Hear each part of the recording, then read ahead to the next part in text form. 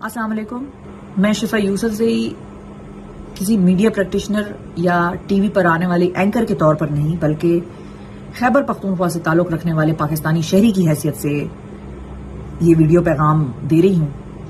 اور یہ ویڈیو پیغام میں ان ارباب اختیار کو دے رہی ہوں جو کہ یہ فیصلے کر رہے ہیں کہ پاکستان کی فوج کو طلب کر لیا جائے کیونکہ عوام جو ہے وہ موب کی شکل اختیار کر رہا ہے.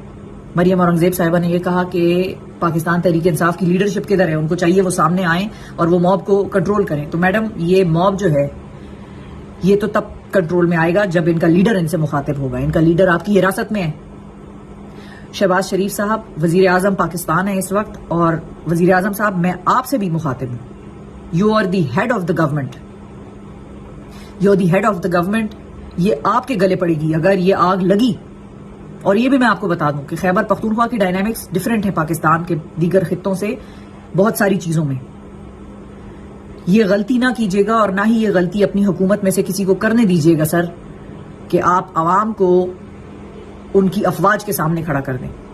کل ہم نے اس ملک میں جو بھی ہوتے ہوئے دیکھا وہ بہت دل دکھانے والا، اور سب کے لیے ہی میرا ہی خیال وہ دیکھ کے کوئی بھی اس ملک کا شہری جو اس ملک سے محبت کرتا ہوگا وہ خوش ہوگا. جو بھرم رہ گیا ہے اس وقت کچھ ہمارے لوگوں کا، ان کو چاہیے کہ وہ یہ بھرم اپنا برقرار رکھیں، اس کو نہ ختم کریں. جو تھوڑا بہت رہ گیا، جو کسر رہ گئی ہے بھرم کی، وہ نہ ختم کریں.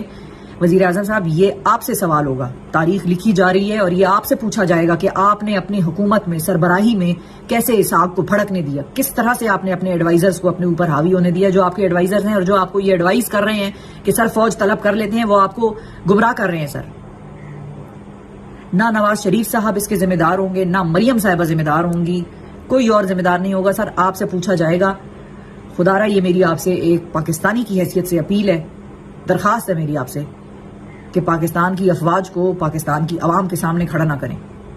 جو احتجاج کر رہے ہیں ان کو احتجاج کرنے دیں. کوئی اتنی آگ نہیں لگ رہی باہر کے جس کی وجہ سے آپ نے پولیس فوج طلب کر لی ہے آپ کی حکومت نے.